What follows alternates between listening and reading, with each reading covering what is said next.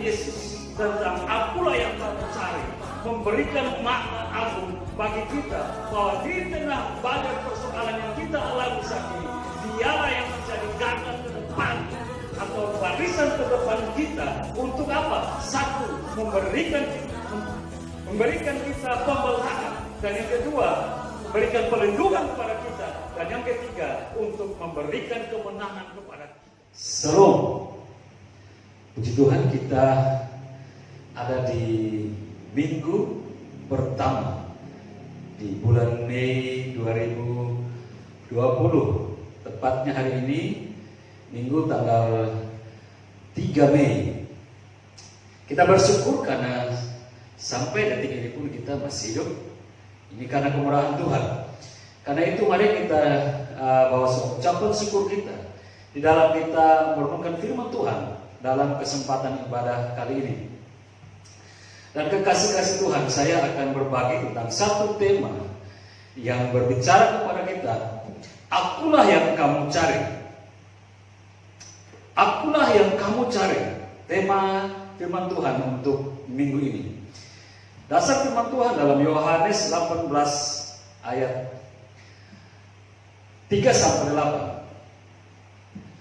Maka datanglah Yudas juga ke situ dengan sepasukan prajurit dan penjaga-penjaga bait Allah yang disuruh oleh imam-imam kepala dan orang-orang Farisi, lengkap dengan lentera dan suluh dan senjata. Maka Yesus yang tahu semua yang akan menimpa dirinya, maju ke depan dan berkata kepada mereka, "Siapakah yang kamu cari?" Jawab mereka, "Yesus dari Nazaret." Katanya kepada mereka, "Akulah dia." Yudas yang mengkhianati dia berdiri juga di situ bersama-sama dengan mereka. Ketika Yesus berkata kepada mereka, "Akulah dia," mundurlah mereka dan jatuh ke tanah. Maka Yesus bertanya pula, "Siapakah yang kamu cari?" Kata mereka, "Yesus dari Nazaret." Jawab Yesus, "Telah kukatakan kepadamu, akulah dia. Jika aku yang kamu cari, biarkanlah mereka ini pergi." Kekasih-kekasih Tuhan, mengawali khotbah ini, saya mau mengutip satu perkataan agung dari Yesus di dalam Yohanes 10 ayat 11-12. Kata Yesus begini, "Akulah gembala yang baik. Gembala yang baik memberikan nyawanya bagi domba-dombanya. Sedangkan seorang upahan yang bukan gembala dan yang bukan pemilik domba-domba itu sendiri, ketika melihat serigala datang, meninggalkan domba-domba itu lalu lari, sehingga serigala itu menerkam dan mencerai-beraikan domba-domba itu." Kekasih-kekasih Tuhan, apa yang bisa kita perhatikan di sini?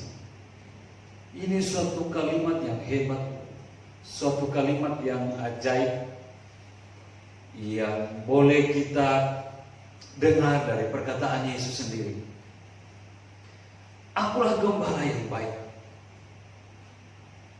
Gembala yang baik memberikan nyawanya. Ini perkataan, kalau kita mau dalami dan kita mau merenungkan, di sini ada suatu pengorbanan yang hebat. Di sini ada suatu pemberian yang nilainya pertaruhan nyawa. Akulah gembala yang baik, aku memberikan nyawaku kepada domba-dombaku. Ketika datang serigala-serigala itu, akulah yang akan melindungi mereka. Perhatikan di sini kalimat ini. Ini ada suatu perlindungan yang hebat, suatu pembelahan yang hebat yang Yesus mau kerjakan untuk siapa? Untuk keselamatan domba-dombanya. Domba-domba ini berbicara kepada seluruh umat percaya yang percaya kepada Dia. Ada suatu nilai pengorbanan di sini. Sekarang saya mau kembali kepada tema kita. Akulah yang kamu cari. Ketika kita baca Yohanes 18 tadi, Konteksnya ini berbicara tentang malam terakhir Yesus bersama murid-muridnya.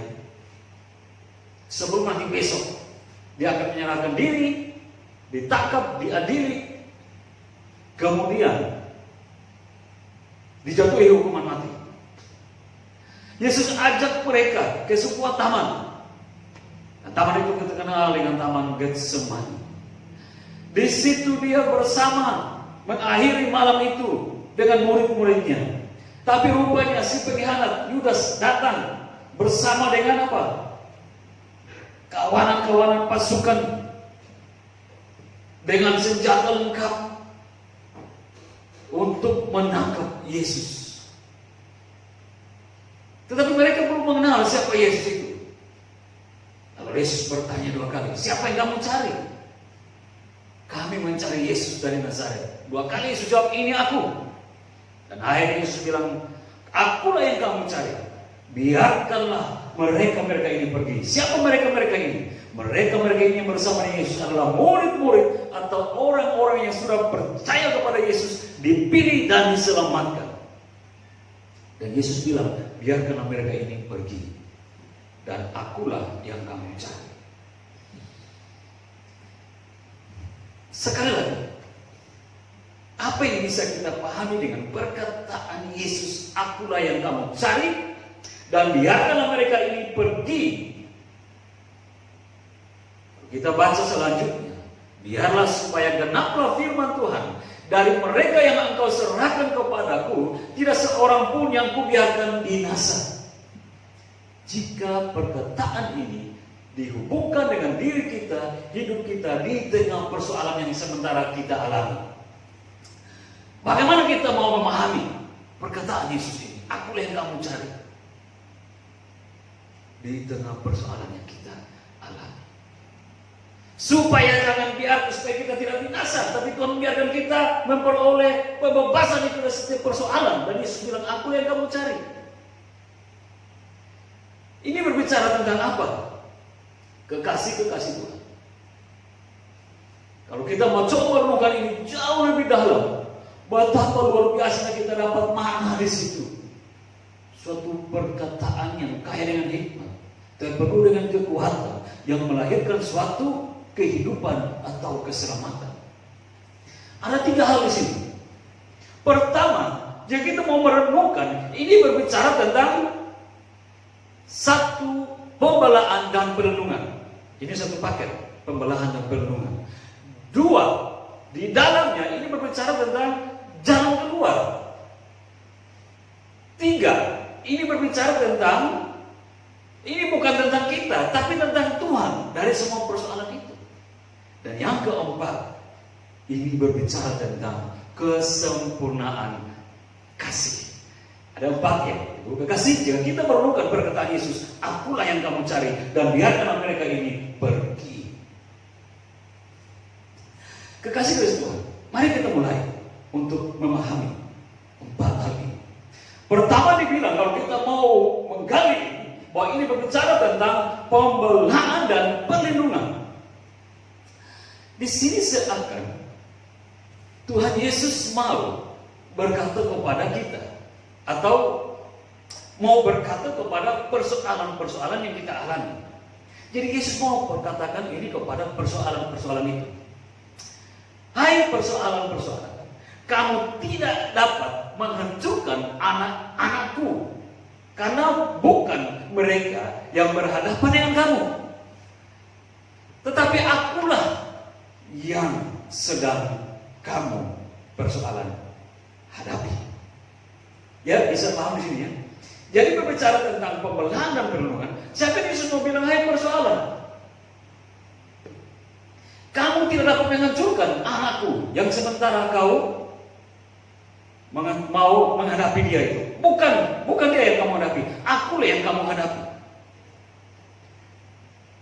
Perhatikan baik-baik. Pembelaan dan perlindungan. Pertama, pembelaan. Keluaran 14 ayat 14. Firman Tuhan mengatakan bahwa Tuhan akan berperang untuk kamu. dan kamu akan diam saja. Konteksnya, ini perjalanan bangsa Israel keluar dari Mesir menuju ke tanah perjanjian, tanah Kanaan.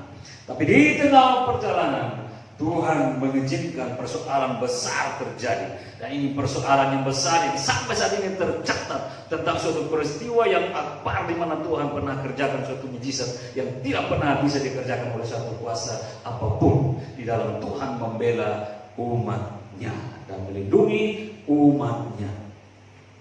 Tuhan akan berperang ganti kamu dan kamu akan diam saja. Dalam situasi persoalan di mana mereka sulit pada waktu itu, bangsa Israel melihat jalan keluar karena di hadapan mereka ada laut Teberau yang besar dan di belakang mereka ada Firaun dengan bala tentaranya yang ganas, yang taktis dan tangguh, yang siap membinasakan mereka.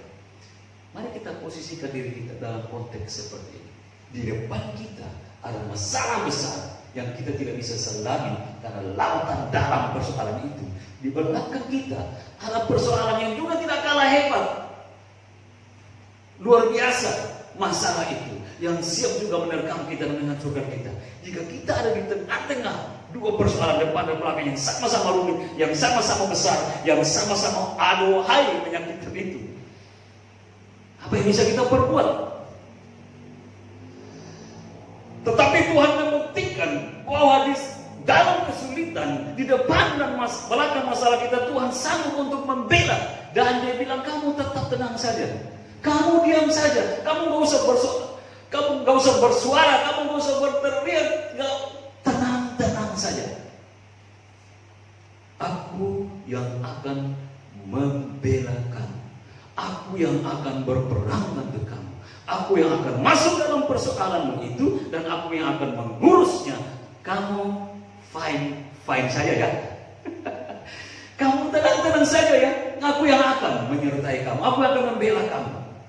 Itu pembelaan. Perlindungannya masih di dalam Keluaran 14 ayat 19 sampai 20. Saya mau sandingkan antara Yohanes ini dan Keluaran 14. Bagaimana di situ tepat Tuhan bilang, akulah yang kamu cari. Biarkanlah mereka ini, pengikut-pengikutku, murid-muridku, umat-umatku pergi supaya mereka tidak binasa. Saya mau sandingkan antara Yohanes ini dan Keluaran 14.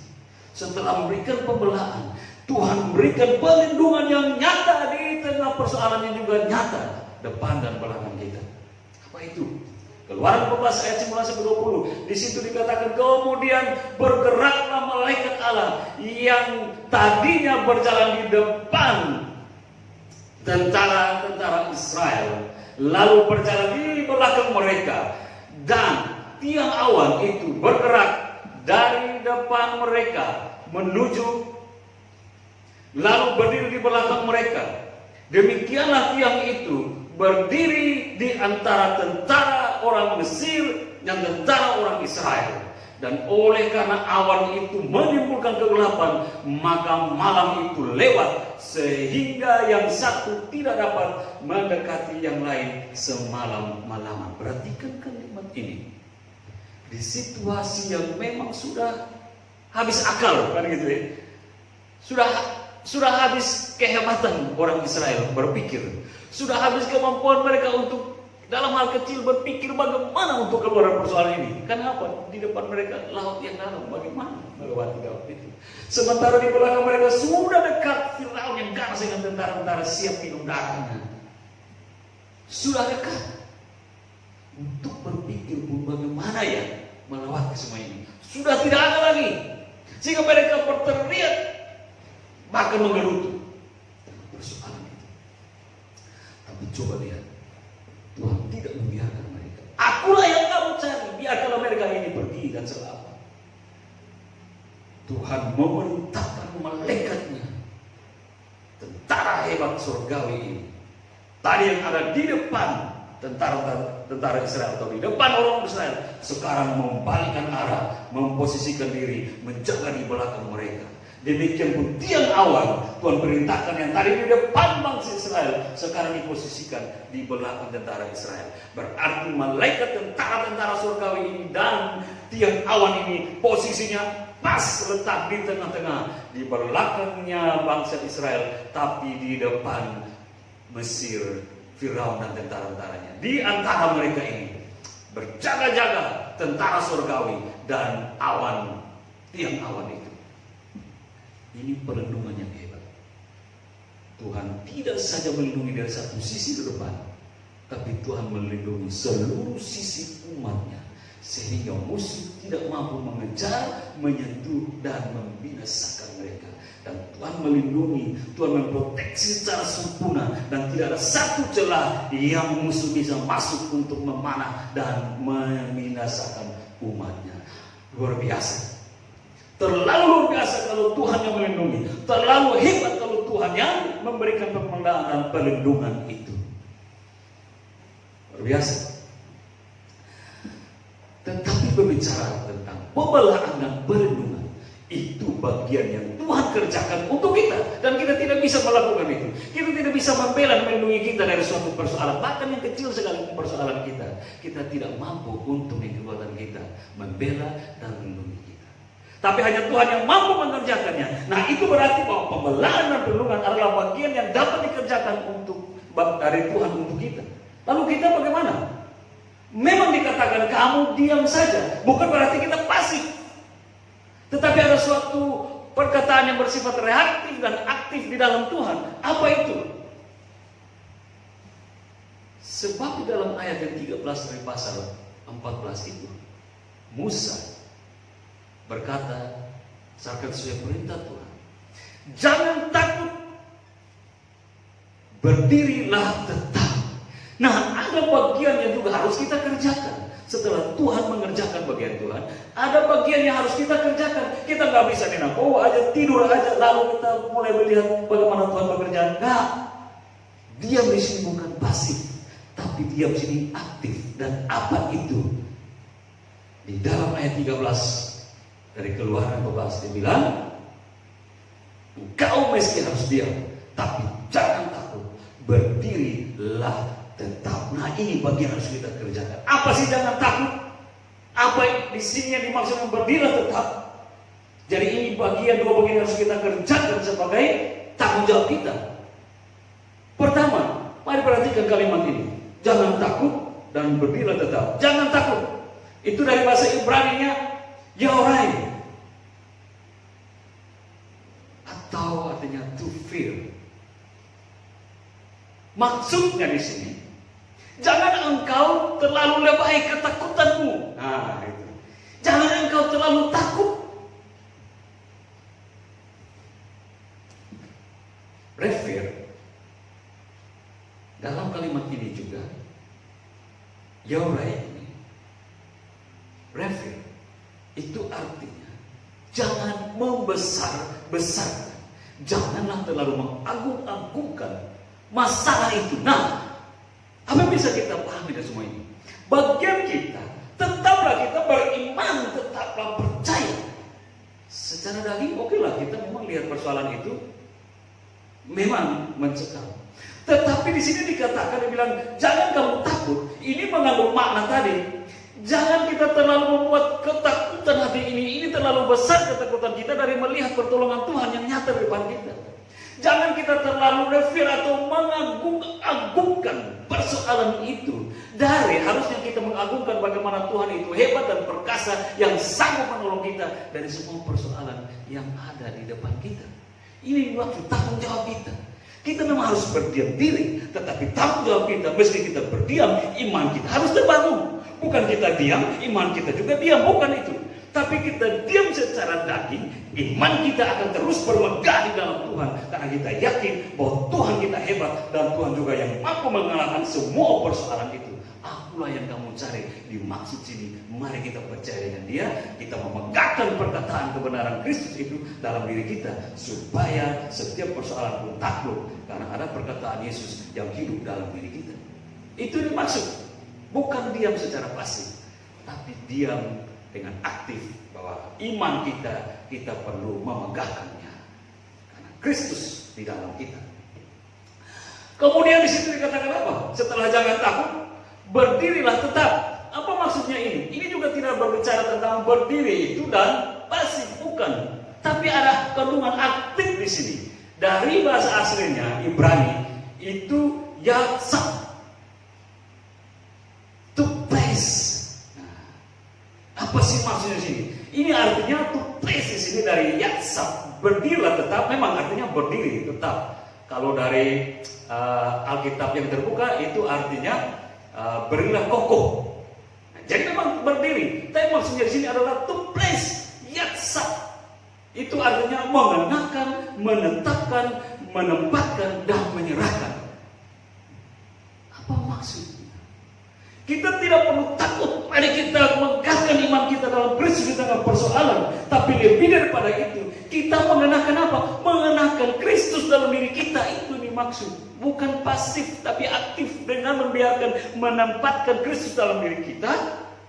Kemudian kita menetapkan Kristus sebagai pilihan kita yang terutama untuk masuk dalam persoalan itu. Kita komitmen bahwa Kristus yang menguasai diri kita. Kemudian artinya menempatkan, yaitu kita membiarkan Kristus yang menjadi terdepan kita untuk menghalau, untuk menghajar, untuk mengusir semua persoalan kita itu. Dan kemudian di sini to place artinya menyerahkan. Kita menyerahkan semua persoalan kita kepada Kristus, dan biarkanlah Kristus bekerja secara utuh membela kita dari semua persoalan itu. Kan gitu ya? Kan seringkali kita dengar ada ilustrasi seperti ini. Ada seorang tua yang sudah tua, dan dia membawa jualan dia ke pasar untuk berdagang. Dia sudah sangat letih, lelah karena memikul jualan itu menuju ke pasar. Dan akhirnya dia mendapatkan sebuah mobil, dan dia menumpang mobil itu menuju kepada pasar. Perjalanan yang masih jauh. Tetapi waktu di atas mobil, dia pun tidak menurunkan jualannya itu. Dia tetap memikulnya. Akhirnya sampai di pasar, dia tetap capek, dia tetap letih. Karena apa? Persoalan atau jualan yang berat itu dia tidak melepaskan, dia tidak membiarkan di atas mobil itu. Dan biarlah dia berjalan bersama-sama mobil itu, dia berjalan enteng.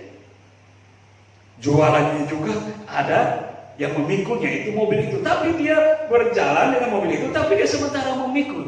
Turun di pasar, dia tetap letih, lemah, tidak berdaya karena pikulan yang berat itu. Nah itu sama saja. Dia tidak membiarkan mobil ini yang memikul atau menanggung beban jualannya. Nah sama juga dengan demikian. Kalau kita sudah mau aktif di dalam iman kita, maka ketika persoalan kita datang, jangan kita yang mau memikulnya lagi. Tapi di sini dia bilang apa? Yatsab, to place, menyerahkan secara total persoalan hidupmu kepada Yesus, dan biarkanlah Yesus bekerja, bukan kamu. Kamu tinggal menikmati hasilnya. Itu dimaksud. Jangan takut. Kamu akan berdiam diri dan melihat bagaimana Allah berperang ganti kamu. Bukan yang maksud kita berdiam diri ini pasif, tetapi kita berdiam diri secara aktif. Jangan takut di sini. Itu dimaksudkan. Jangan kita memegahkan persoalan, tapi kita aktif dalam iman, membiarkan iman kita megah dalam Kristus, karena kita tahu Kristus membela kita, dan kita mengenakan Kristus sebagai satu-satunya pribadi yang mampu untuk melindungi dan memberikan semua jawaban dalam setiap persoalan itu. Itu yang pertama. Aku yang kamu cari, biarkanlah mereka pergi. Artinya mari kita memenai kalimat ini. Dengan apapun persoalan kita, kita punya pribadi yang siap membela dan melindungi. Asal kita tetap aktif dalam iman dan tekun berserah pada Yesus, dan biarkan Yesus menguasai kita, dan Yesus bekerja seturut maunya Tuhan di dalam kehidupan kita. Yang kedua, jika kita memahami akulah yang kamu cari, ini bicara tentang apa? Ini bicara tentang apa? Jalan keluar. Masih di dalam Keluaran 14. Ini menarik kalau kita mensandingkan kalimat ini dengan Keluaran 14. Keluaran 14 ayat 21 sampai 22. Lalu Musa mengulurkan tangannya ke atas laut, dan semalam-malaman itu Tuhan menguatkan air laut, atau mengoyakkan air laut itu dengan perantaraan angin timur yang keras, membuat laut itu menjadi tanah yang kering karena terbelah. Maka terbelahlah air laut itu. Demikianlah orang Israel berjalan dari tengah-tengah laut, di tempat yang kering, sedang di kiri dan di kanan mereka air itu sebagai tembok bagi mereka. Wow, ini suatu peristiwa yang luar biasa. Tidak akan mungkin dikerjakan oleh suatu kuasa apapun di luar Tuhan. Dan ini suatu pembelahan yang luar biasa. Akulah yang kamu cari di tengah persoalan terdesak. Ini perkataan menjadi penghiburan dan memiliki kekuatan pengharapan yang pasti. Ilustrasinya begini.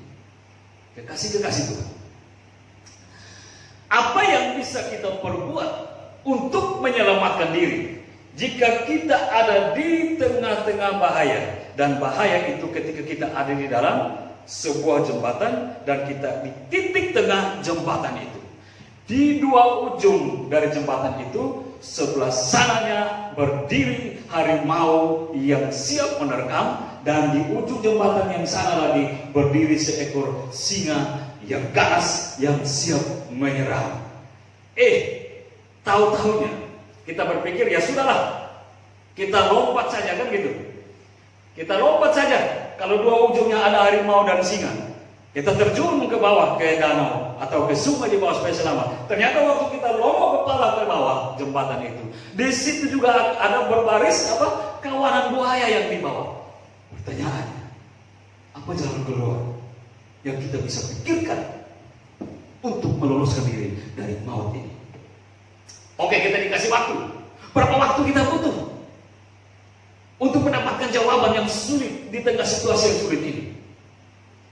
Lalu kalau pertanyaan ini ada dalam ruangan ujian dengan waktu yang terbatas, secepat kilat apakah yang mampu kita berpikir untuk bisa keluar dari persoalan yang rumit ini? Antara mau diterkam harimau, atau singa, atau buaya yang di bawah, dan tidak ada jalan keluar.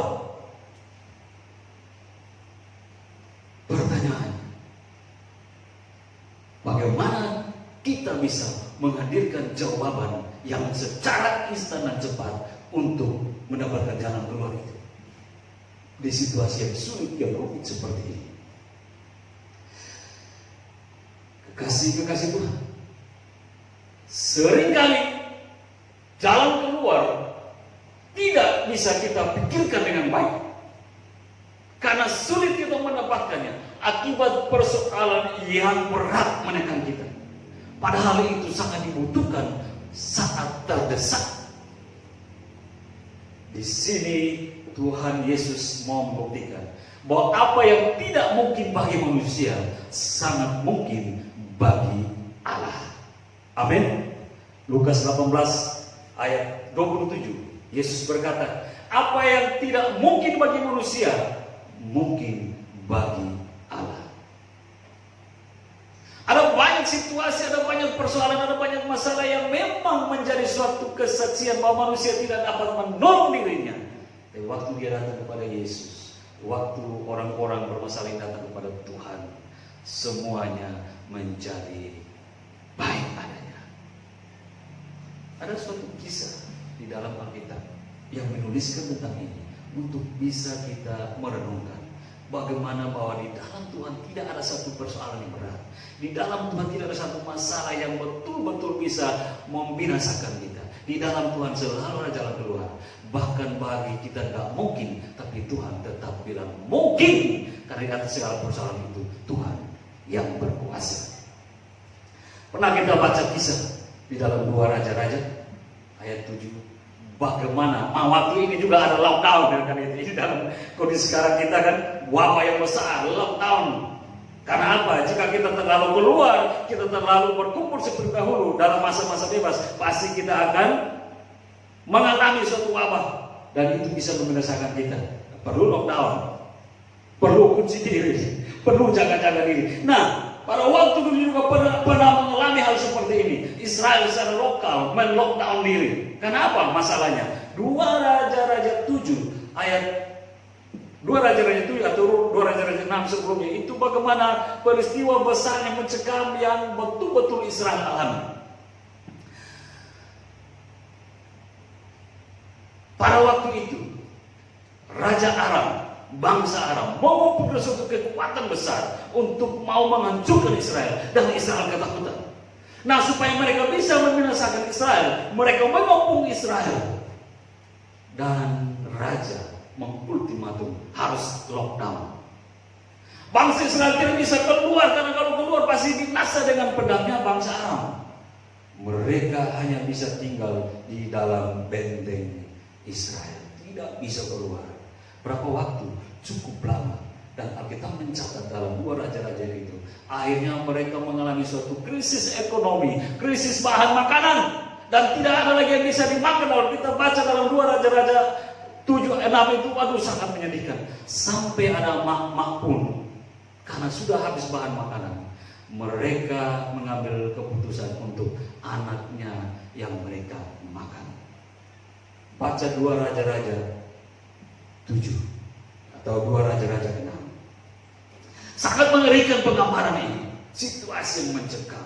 Akhirnya Raja Israel, waduh, sudah berkata, bagaimana ini keadaannya? Dia datang ke Nabi Elisa. Ini bagaimana Nabi? Persoalannya berat. Dan lihat rakyatku sudah saling makan. Ibu-ibu sudah makan anak-anak mereka sendiri. Ini bagaimana Nabi? Nabi bilang, jangan takut. Nabi Elisa bilang, jangan takut. Apa perkataan selanjutnya? Dengarlah firman Tuhan. Beginilah firman Tuhan. Besok, kira-kira waktu ini, sesukat tepung yang terbaik akan berharga sesikal, dan 2 sukat jelai akan berharga sesikal di pintu gerbang Samaria. 2 Raja-Raja 7 ayat 1. Apa respon dari ajudan atau panglimanya Raja Israel ini ketika mendengar perkataan Nabi Elisa ini? Tidak masuk akal ini, tidak masuk akal ini, gak mungkin. 2 Raja-Raja 7 ayat 2, ajudan Raja Israel ini mengatakan suatu hal yang luar biasa. Dia bilang begini, tetapi perwira yang menjadi ajudan raja menjawab abdi Allah, katanya, sekalipun Tuhan membuat tingkap-tingkap di langit, masakan hal itu mungkin terjadi? Jawab abdi Allah atau Nabi Elisa, sesungguhnya engkau akan melihatnya di matamu sendiri, dengan matamu sendiri, tetapi tidak akan makan apa-apa daripadanya.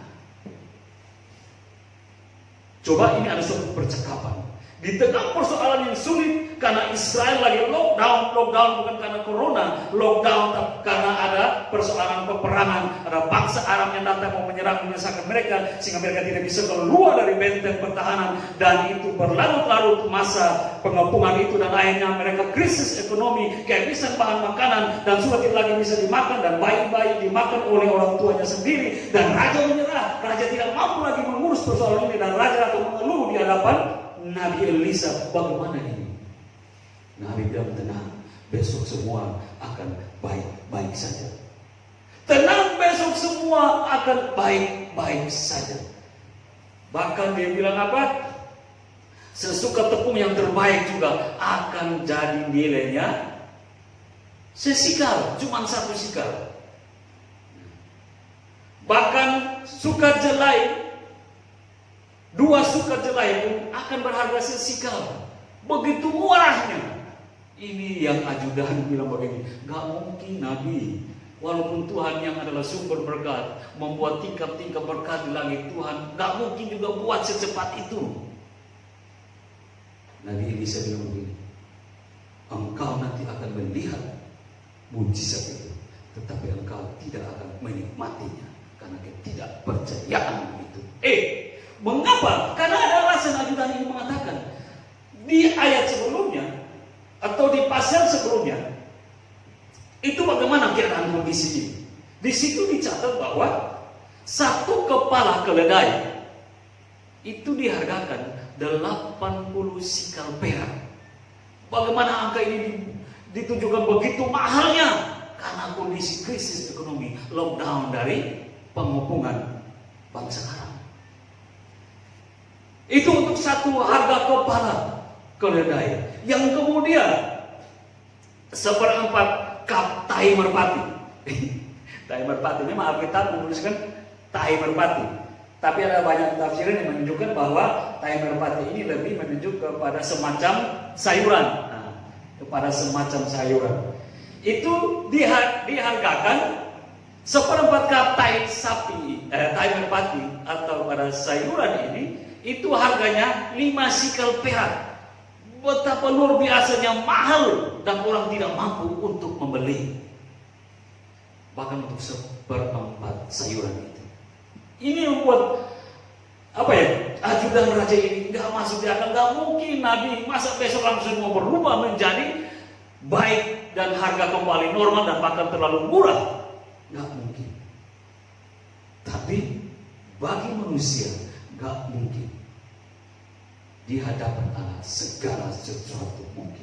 Dan memang terjadi demikian. Alkitab mencatat dalam 2 raja-raja ini selanjutnya mengatakan Allah sendiri yang membela bangsa Israel dan Allah sendiri yang menghalau bangsa Aram ini lari tunggang-tunggang pergi dan meninggalkan semua rampasan mereka, dan akhirnya bangsa Israel keluar untuk mengambil semua barang-barang rampasan dari tentara-tentara Aram yang sudah lari ketakutan karena pekerjaan Allah, dan mereka semua masuk membawa kembali semua barang jarahan itu, dan semua kebutuhan mereka terpenuhi bahkan berlebihan, dan harga-harga kembali turun, dan semua yang tadi mahal harganya karena lockdown, karena persoalan itu sekarang semua sudah turun menjadi murah karena diberkati oleh Tuhan. Ketika semua ini terjadi, ajudan ini melihat kenyataannya, tapi seperti yang Elisa bilang, kamu hanya bisa melihat, tapi kamu gak akan menikmati. Alkitab mencatat ajudan itu diinjak-injak mati oleh seluruh rakyat Israel karena ketidakpercayaannya. Dan memang dia melihat perubahan itu terjadi Tuhan kerjakan, tapi dia tidak sampai menikmatinya. Kekasih-kekasih Tuhan, apa yang bisa kita lihat di sini yang tadi saya bilang? Ketika Tuhan bilang, akulah yang kamu cari, sementara pada waktu itu Tuhan berkata, akulah jalan keluar dari dalam persoalan seberat apapun. Tadi saya ilustrasi, di ujung sana jembatan ada harimau, di ujung sana jembatan ada singa, di bawah jembatan ada buaya. Dalam waktu yang singkat, bagaimana kita harus cari jalan keluar ketika semuanya ini persoalan menuju desa tempat dan mau menyerang kita? Bagaimana kita bisa berpikir? Itu juga dalam Keluaran 14. Bagaimana bangsa Israel bisa berpikir dengan cepat? Karena di depan mereka ada masalah besar, yaitu laut di perahu. Di belakang mereka juga tidak kalah mengenaskan, yaitu tentara Firaun yang siap menerkam mereka. Bagaimana bahkan ajudan Raja Israel tadi pun mengatakan, bagaimana mungkin di luar sana ada Aram yang siap memangsa kita? Dari mana dapat pasokan makanan? Dan besok semua akan kembali normal, bahkan akan terlalu murah kembali harga itu. Bagaimana mungkin dikerjakan dalam beberapa jam saja? Di sini kita berbicara, kita bukan pencipta jalan keluar itu. Kita bukan perumus jalan keluar itu. Kita bukan penyedia jalan keluar dalam setiap persoalan kita. Tetapi ada satu pribadi, yaitu Yesus, yang mampu menciptakan jalan keluar di saat jalan keluar bagi kita tidak ada. Yesus bilang, akulah kamu cari. Artinya Yesus memberikan jalan keluar bagi kita, dan biarkanlah kita ini selamat, dan Dia yang menanggungnya. Ini jalan keluar yang tidak ada di pihak lain, tapi hanya ada dalam pihak Yesus. Amin. Mau percaya, kamu pasti akan dapat jalan keluar itu. Kekasih-kekasih Tuhan, apa yang bisa kita pelajari kemudian? Yang ketiga, akulah yang kamu cari, dan biarkan mereka ini pergi. Ini berbicara tentang apa? Ini bukan tentang kita, tetapi ini tentang Tuhan. Dari sini sebenarnya kita mau berpikir, ketika kita mengalami persoalan, memang kita secara kesempatan kita alami, tapi persoalan itu datang, ini tidak berbicara tentang kita, ini berbicara tentang Allah. Karena setiap persoalan yang terjadi pada kita tidak datang begitu saja, pasti atas seizin Allah. Nah, kalau ada seizin Allah, ada maksud Allah di situ, ada maksud Yesus di situ, membiarkan kita mengalami itu. Dan itu bukan rencana kita, dan itu bukan maunya kita. Ada tentang Allah. Allah mau mengerjakan sesuatu di tengah persoalan kita alami yang kita tidak paham kenapa ini terjadi, kan gitu. Berarti yang ketiga yang berbicara tentang dalam persoalan itu, ini bukan tentang kita, ini bukan masalah kita, tapi ini berbicara tentang Allah, ini masalah Allah untuk kita. Kira-kira begitu ya. Keluaran 14 ayat 17 sampai 18. Tetapi sungguh aku akan mengeraskan hati orang Mesir sehingga mereka menyusul orang Israel, dan terhadap Firaun dan seluruh pasukannya, keretanya dan orangnya yang berkuda, aku akan menyatakan kemuliaanku. Maka orang Mesir akan mengetahui bahwa akulah Tuhan apabila aku memperlihatkan kemuliaanku terhadap Firaun, keretanya dan orangnya yang berkuda. Perhatikan di sini. Pada waktu Tuhan membiarkan Israel jalan keluar dari tanah Mesir, tapi Tuhan memperhadapkan mereka dengan laut yang tidak mungkin mereka bisa menerobos laut itu, tapi Tuhan menggiring masalah dari belakang, yaitu Firaun dan tentara-tentaranya, dan mereka sudah di tengah-tengah persoalan ini. Lah kan ini kan persoalan, bukan bangsa Israel cari, tapi kan Tuhan yang menggiring. Kenapa Tuhan bawa lagi persoalan yang berat itu datang di depan dan di belakang? Kalau begini, ini bukan urusan kita sesungguhnya. Ini bukan masalah kita. Tapi ada suatu kekuatan supranatural, adidaya yang kita tidak mampu pahami. Tapi kita akan lihat hasilnya. Bagaimana Allah kita yang melampaui segala akal dan melampaui segala roh, punya kuasa yang membuktikan kekuatannya, yang di dalamnya kita percaya kita pasti hidup. Allah mau mengerjakan ini. Sehingga pada waktu kita menghadapi persoalan berat, oke, kita berpikir bagaimana ya.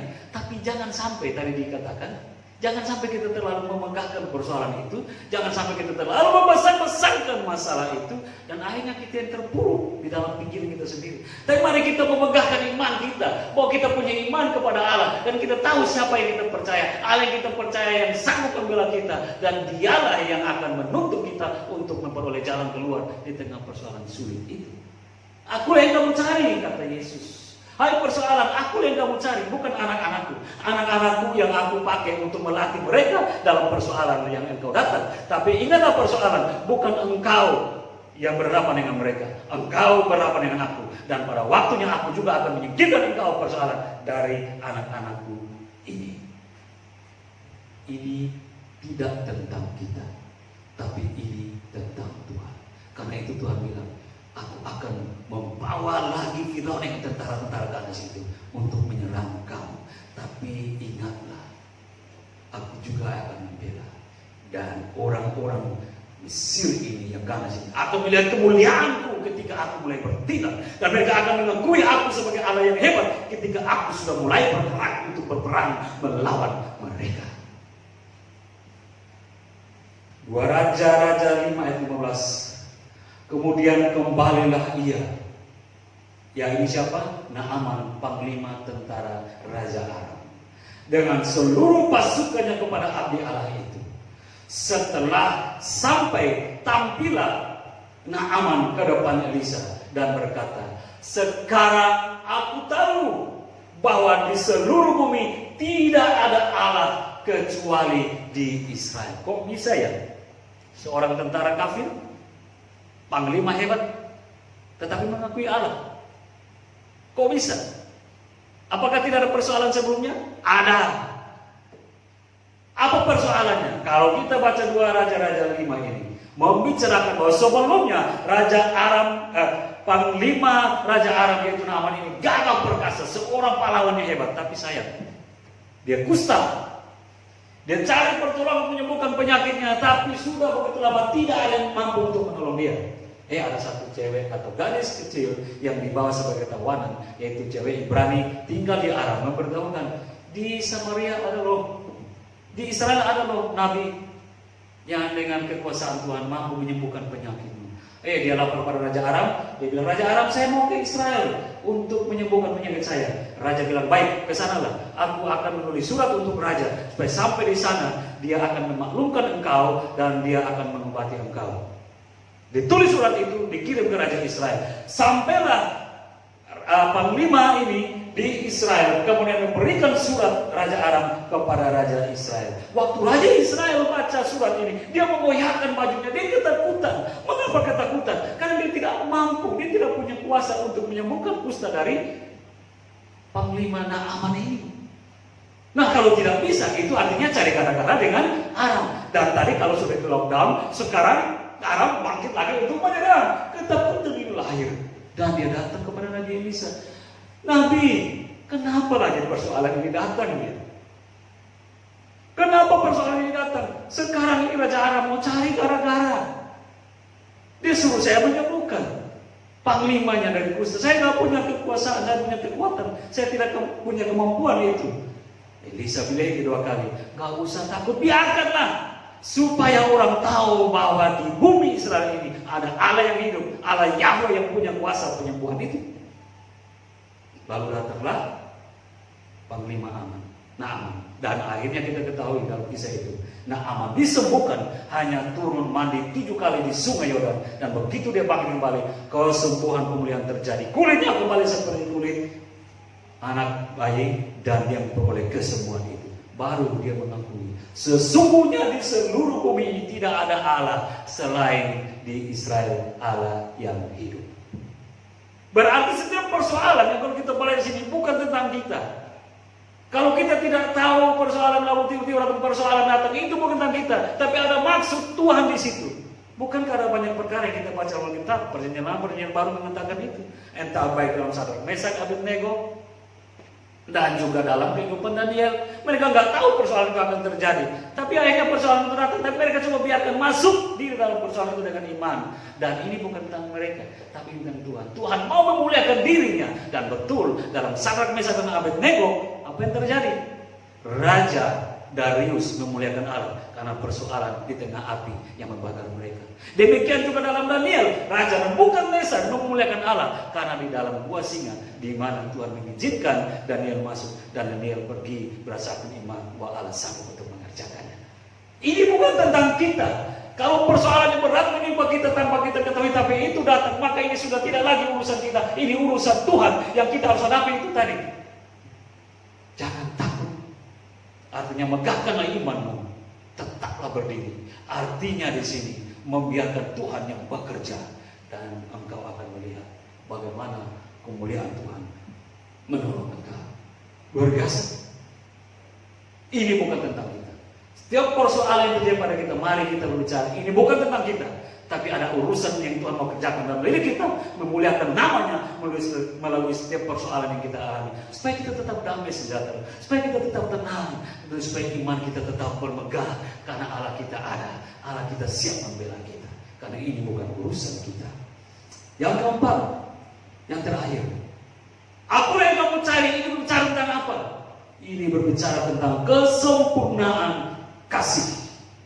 Yesaya 53 ayat 3 sampai 7, saya catat beberapa hal yang luar biasa ya ini.